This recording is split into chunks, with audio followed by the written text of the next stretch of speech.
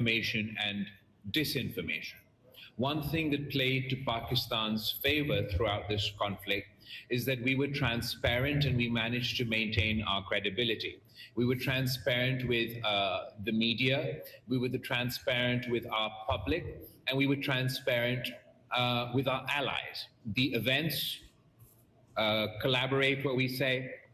Three people are making claims in this situation: Pakistan, the United States, and India. Two of us are saying one thing, one of them is saying something else. So I think it's sort of, you can try to figure out who's telling the truth. India employed disinformation not only during this conflict, they continue to employ disinformation as part of their delegation's tour. They lied to the international community and their own people about this terrorist attack.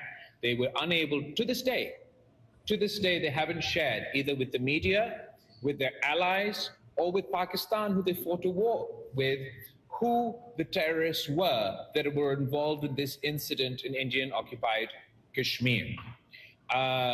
They have not been honest or forthcoming about the damages they sustained during this conflict.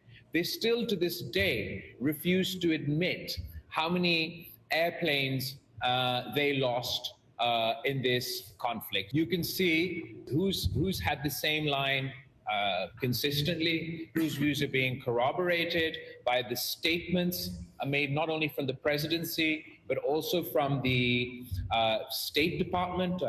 Marco Rubio's tweet on the night of the ceasefire, after he spoke to all sides, includes three important points.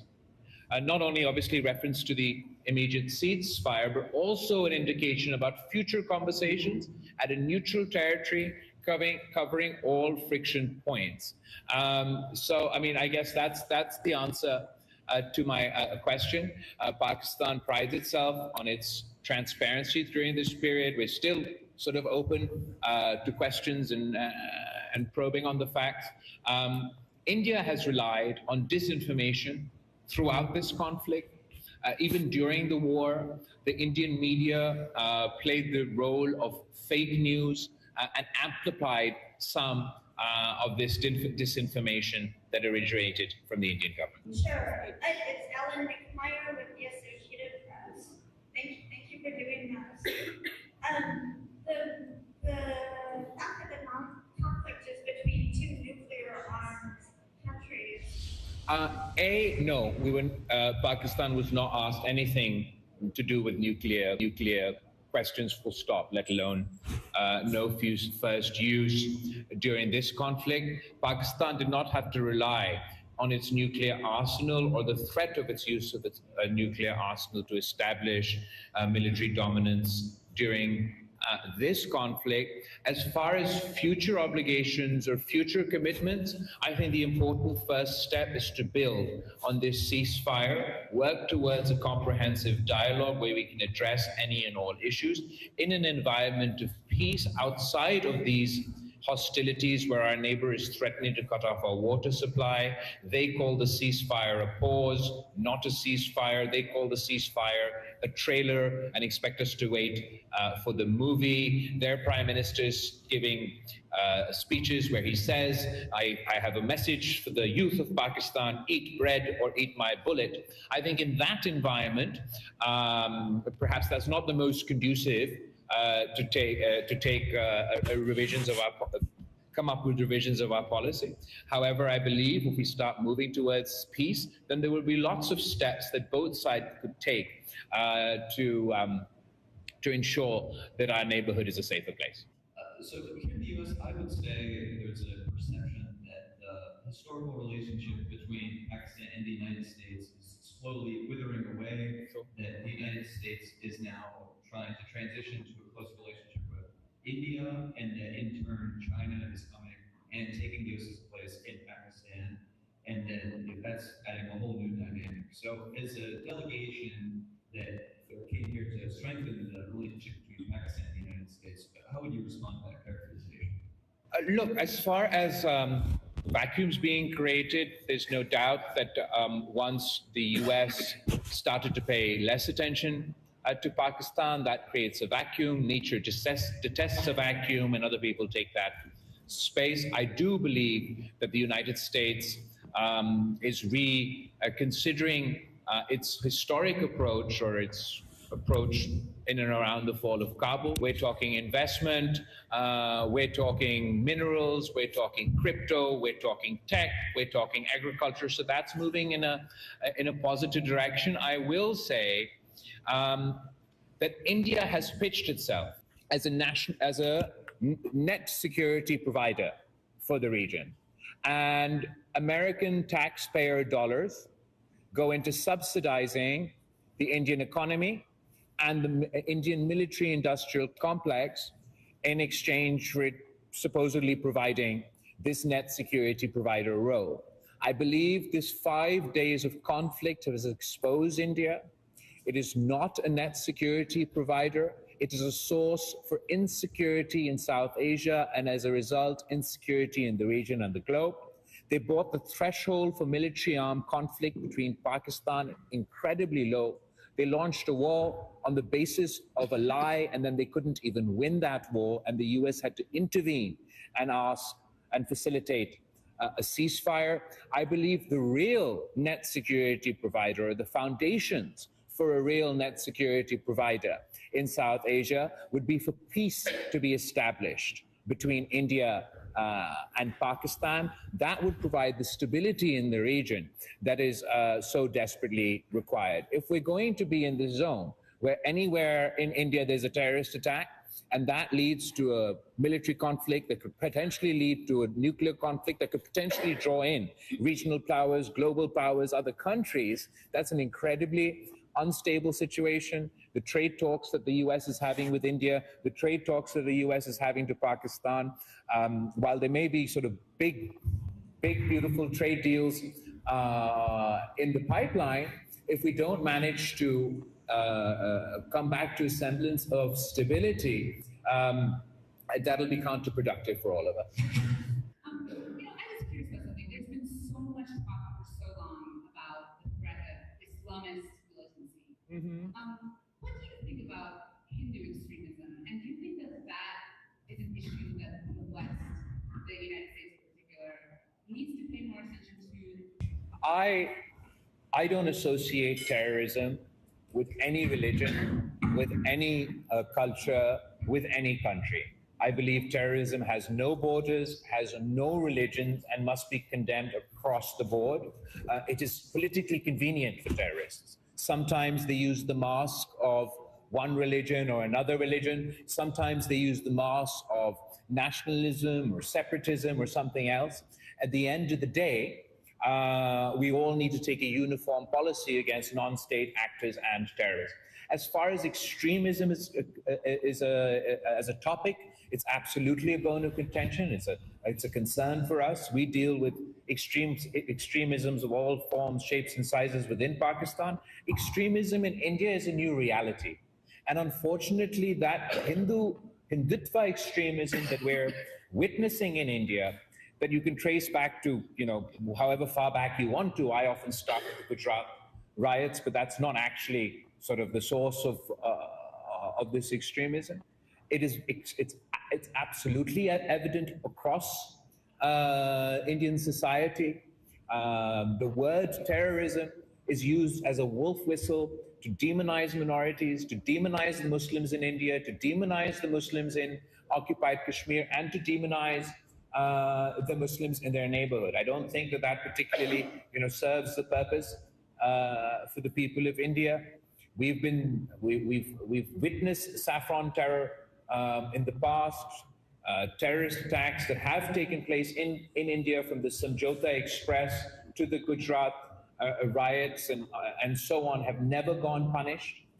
In fact, it was Modi himself and his government who forgave the gang rapists from the Gujarat riots. The people who were charged in the Samjhauta stress attacks were set free. So it's clearly a problem for the Indian government to also deal with. What's even more concerning is that the source of this Hindutva extremism is the RSS. And the RSS is a branch of the political party that's in power in India, the BJP. So it's within that context that the decisions in India are being taken. It's within that context that their foreign policy decisions are being taken. And I think that is a challenge for all of us. But regardless of all of this, our effort is to convince everyone that instead of finger pointing, instead of blaming one another and sort of getting caught in these vicious cycles, we need to get to a point where we're working together to combat terrorism. And as I said earlier, if India has any complaints, we want to address them, and we have a long list of complaints that we'd like India to address. Trade, that's something the President himself brought up there with your delegation last week. Is that something that has come up in your meeting with lawmakers and others, and what's sort of been the tone of that? And then secondly, on water and sort of India's threats to that, what do you see as a solution? What can you put forward to lawmakers here in the United States and at the United Nations, and what's been their response to that? Sure, thank you. As far as trade is concerned, that was the conversation we were having before this crisis. It's a conversation we look forward to having now as well. The Commerce Secretary of Pakistan will be leading a delegation here to the United States to talk trade with his counterparts. We're pretty optimistic about that. I think that sort of the way that these tariff decisions have been playing out for different countries have different contexts. For Pakistan, it's given us an opportunity because Pakistan and the United States don't spend that much time talking about trade. We talk about terror, we talk about Afghanistan, we talk about other things. That's what we've spent the last couple of decades of this relationship obsessing about. I think Mr. Trump's decision vis-a-vis these tariffs have forced us to have a comprehensive discussion about trade, and there's a lot of potential that I believe we can unlock as a result of that conversation. As far as water, as far as the Indus Water Treaty, everyone we have met, obviously at the United Nations, but even here in Washington, D.C., we're all unanimous in condemning this decision. Everybody is expressing to various degrees how they don't want this precedent to be set. I'm sure in their conversations with the Indian government and their representatives, this issue will be raised. I don't think that this is a position that the Indian government is going to be able to sustain for very long. It is not the moral high ground, it is the lowest of the low ground to try and maintain this position that you're going to cut off Pakistan's water. I do hope that the international community, above and beyond geopolitics or any kind of partisan politics, will speak in one voice in condemning this decision. Just wanted to follow on the Indus Water Treaty. In your meetings with your American counterparts, did you give them a request? Did you request them to help you negotiate with India to help you solve this problem? This is first. Secondly, you did talk about your earlier presentation that India has not been. So as far as the water issue is concerned, and as far as discussions with the United States is concerned, we haven't asked for mediation on any of our issues. We have asked the United States to talk to India as a friend and convince them that we need to sit down and have a comprehensive dialogue encompassing all our issues. The United States representatives that we have met, be it at the United Nations or here at the State Department, obviously expressed concern about this decision and their desire to see this decision taken back. As far as the damage that Pakistan took, we did not lose a single jet in this conflict. We took down 6 Indian planes, but we had 20 Indian planes in our lot at the night of the initial attack. Because our armed forces showed restraint, they only targeted those planes that emptied their load on Pakistan and hit our civilian infrastructure and our civilians on that first night. As far as the damage as a result of the drones that fell within Pakistani territory, the missiles that were fired in Pakistan, the Pakistani government and the Pakistani armed forces have released a comprehensive report on that with pictures, with information, with everything. I'm happy to ask someone to share that with you. Thank you. In the current Bloomberg News, to the Energy Minister for the Economy and Trade. Where is your scope for cooperation with Pakistan? So I think the largest investment in Pakistan in the way of critical minerals is by North America. It is a Canadian company which is invested in Pakistan, and the financial closure is coming with the support of European Exim Banks and the US Exim Banks. It's all in process, but I think if you're thinking about the electrification revolution, you know that there can't be any electrification revolution without any carbon. And if you're thinking about going green, then you know that there can't be any green if there are no batteries, and there can't be any batteries if there's no lithium and some bunch of other critical minerals and metals. And Pakistan is very rich. Pakistan is open for business. We have a large number of North American companies that are coming to Pakistan. They're most welcome. And as I mentioned earlier, even as the energy minister previously, we've had some discussions about green hydrogen and green ammonia as well. But obviously that requires a large bunch of subsidy. So those were ongoing conversations, but this conversation about critical minerals and critical metals is real, it's happening. And as I mentioned earlier, the largest investor in Pakistan in the area of mining and critical minerals is North America. If you could share a little bit more about the tangibles in your meetings with the US officials here, it does seem as though there's a sense of heightened opportunity at this time as opposed to during the Biden era when it felt like Pakistan was somewhat shut out. As far as the Biden administration is concerned, at the tail end, I was foreign minister of Pakistan, and I certainly didn't feel shut out from the Biden administration. I believe Pakistan made important progress during those days. Obviously, there was a different context. This crisis has afforded another opportunity for us to talk peace, particularly given the role that the United States president has played. We're definitely leaning in on that. As far as Pakistan being on this list, I think given the progress that Pakistan has made by and large combating terror, the cooperation we have in the CT domain with the United States, I mean, if you recall, when the US president made his first speech, the second time around he became president of the joint sessions of Congress, there was one country that he thanked for their cooperation on CT, and it was Pakistan. So I think whatever metric they were using, and FATF, we went through a long, arduous process along with the United States and other countries. Again, when I was foreign minister, this process concluded, and Pakistan went from being on the gray list to on the white list. So I think whatever metric they're using to make these decisions,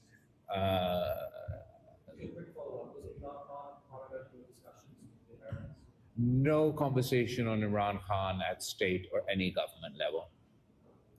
I would, if I may, I would simply like to add that I think President Trump is not getting celebrated enough for the role that he's played in establishing peace. I think he should be recognized. I think he's played a critical role. I think what we call the ladder of escalation between two nuclear states is not a ladder. One wrong step, it won't be a ladder of escalation. It could be an abyss. And I think there was a great intervention that the US president did. And I think he's not getting recognized enough for that. And he should be, both internationally as well as in the United States. He's playing the same role in terms of Russia and Ukraine. He's playing similar role in trying to settle the crisis, the humanitarian crisis, and the war crisis between Israel and Palestine. Hi, my name is Musla, and I'm with Fox News Channel. I just wanted to ask a question about Afghanistan and threats emanating from there. Did that come up in any of your conversations with the US? Okay, thank you. That's a very good question. I think you've really hit the nail on the head. So far, a lot of the discussions, even a lot of the issues that India brings up and everything, are revolving around the consequences of post-Afghan 1. And all the terrorist groups, whether they're the Taliban, whether they're Al-Qaeda, whether they're LEJ, whether they're LAT, all one way and the other are the sort of baggage from that original crisis. And we're still facing the consequences of that war.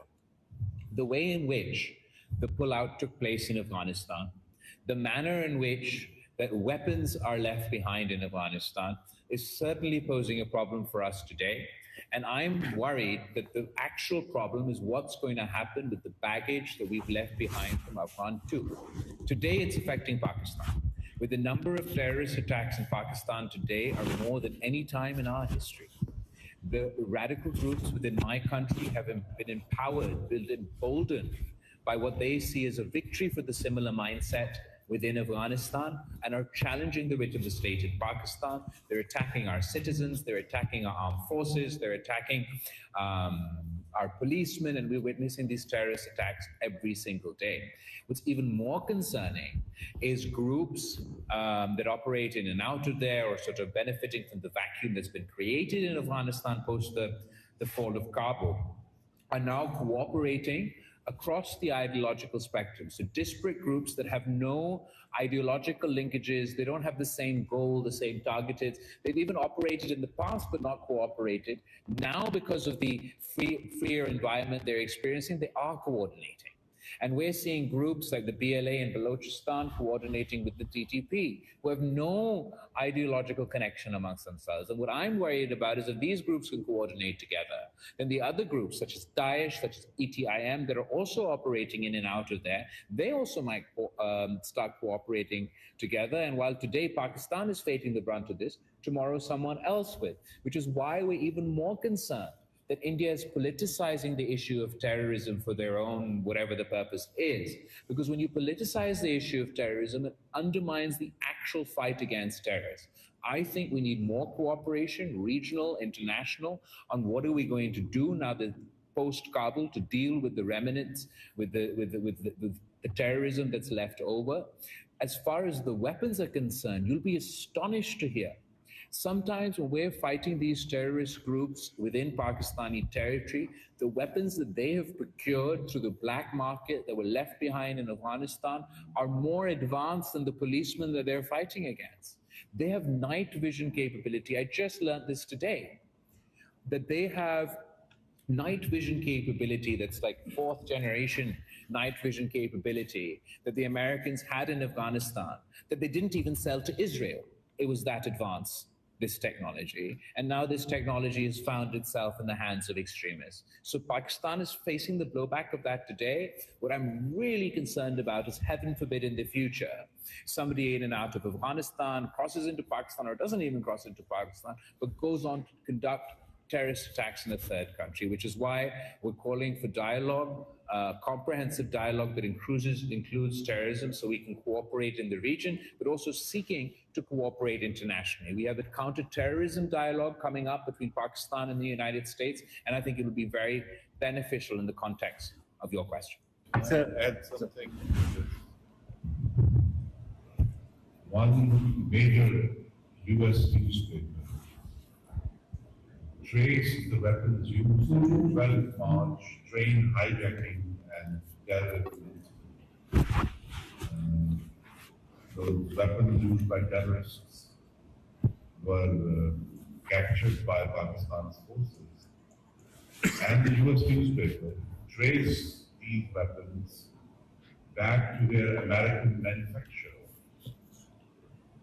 And so the weapons that the United States left in Afghanistan are very clearly being used to perpetrate terror in Afghanistan. Sir. John Hassan for the Turkish Medical Agency.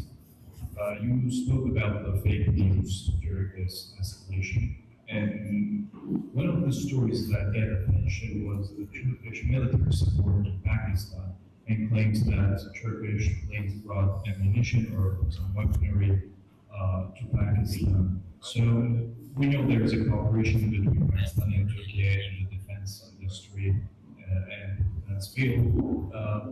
What can you tell us about the Turkish role during this 5 days of escalation? First, we're obviously very grateful for our relationship with the people of Turkey, the government of Turkey. As far as our defense procurement is concerned, we procured a lot of our defense equipment also from Turkey. I don't know if I'm allowed to go into specifics, but I can say that we procured equipment from Turkey and we used that equipment during the conflict In this, I think this was the first conflict where the opposing side didn't only take issue with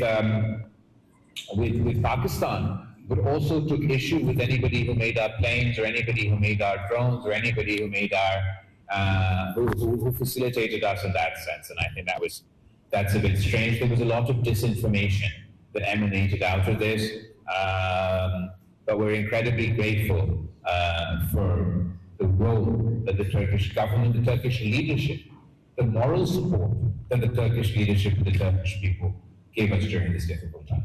Madam, was there Turkish effort during the escalation as well?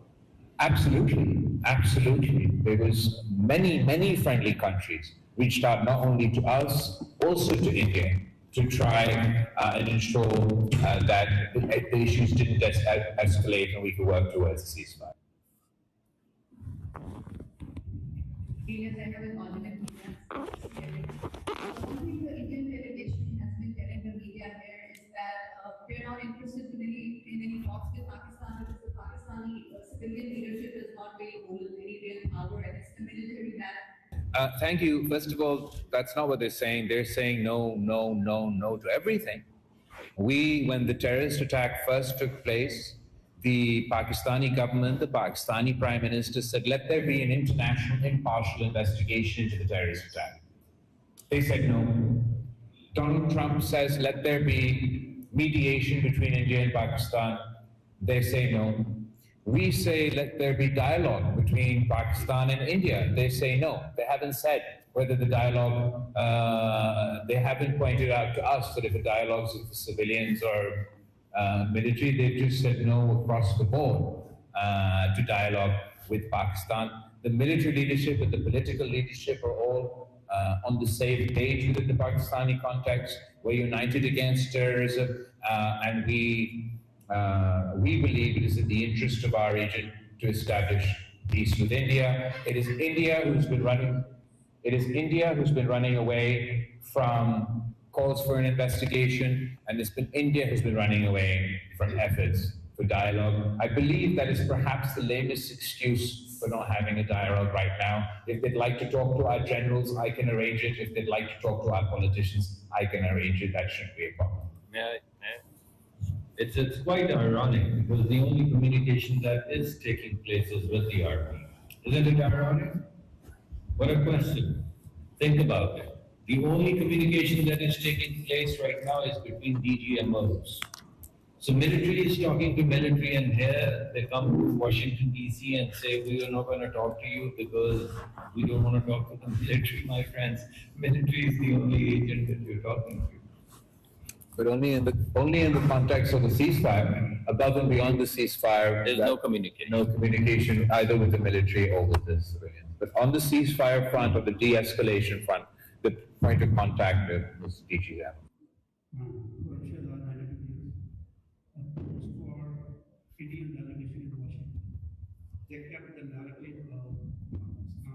I mean, I just think that the Indian delegation is getting increasingly desperate.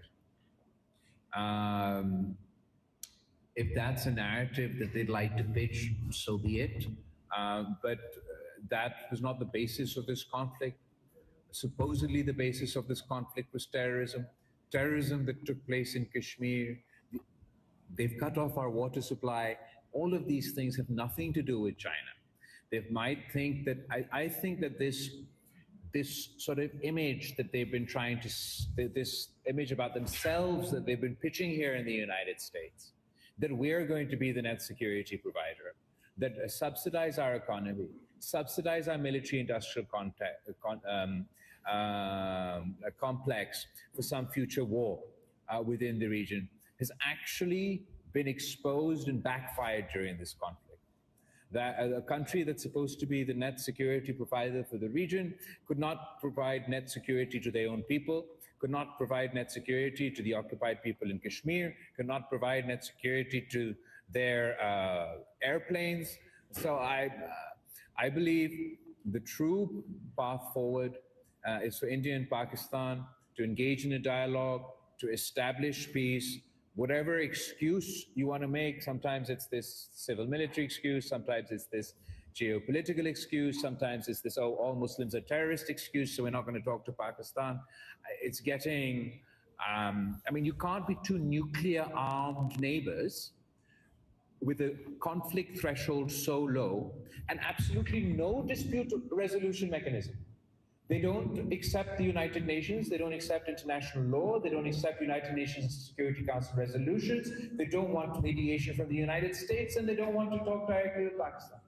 So would it make rational sense to any country anywhere that to have no dispute mechanism, no way to resolve the dispute other than to go immediately to war? I think that entire proposition makes India less secure, makes Pakistan less secure, makes the whole region less secure, and it's in all our interest to convince India to undo the decision that doesn't serve their purposes and come to the table and talk peace. May I add one thing? So this Chinese question is very interesting. I feel that it's quite, I mean, it's interesting because the second largest importer of Russian crude is India. What does that make India? And the shield that they have put, that they call S-400, is a Russian shield. It's Russian equipment. What does that make India? And the drones that they used were Israeli. So what does that make India?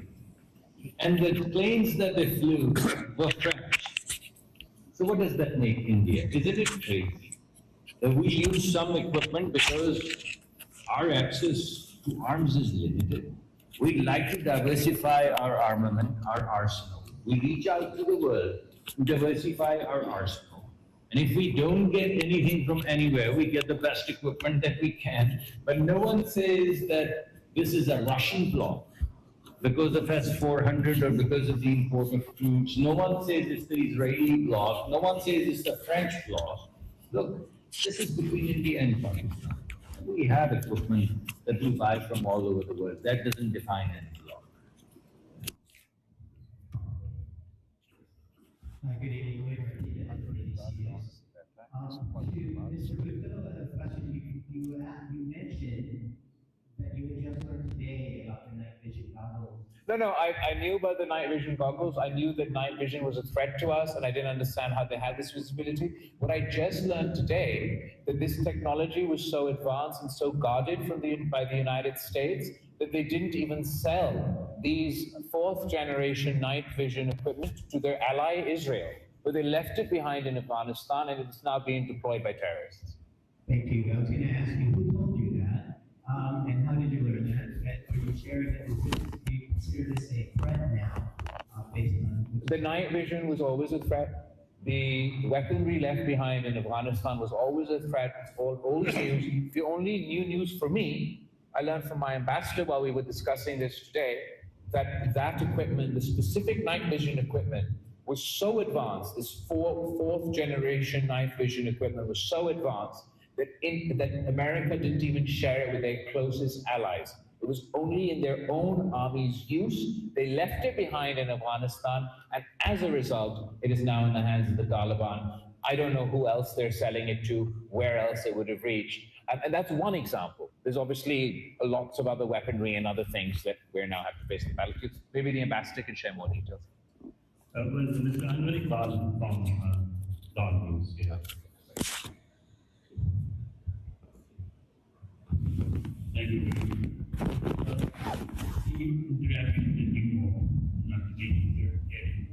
Thank you.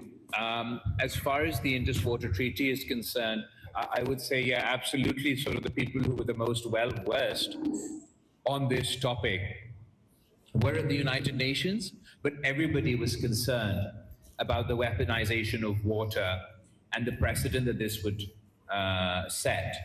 As far as what Pakistan will do, at the moment, just the threat to cut off our water is a violation of the United Nations Charter. Pakistan has already announced if India was to act on this threat, this would be an act of war. It's not something that I say because I want to say it. This is not something that Pakistan relishes. We're not trying to be jingoistic. Existential threat for us. If India goes on to implement this threat, we will be forced to fight a war, potentially the first nuclear war over water. Washington में पार्लिमानी वफ्द के सरबराह बिलावल भुट्टो इस वक्त press conference कर रहे थे, जो आपने मुलाहिजा की।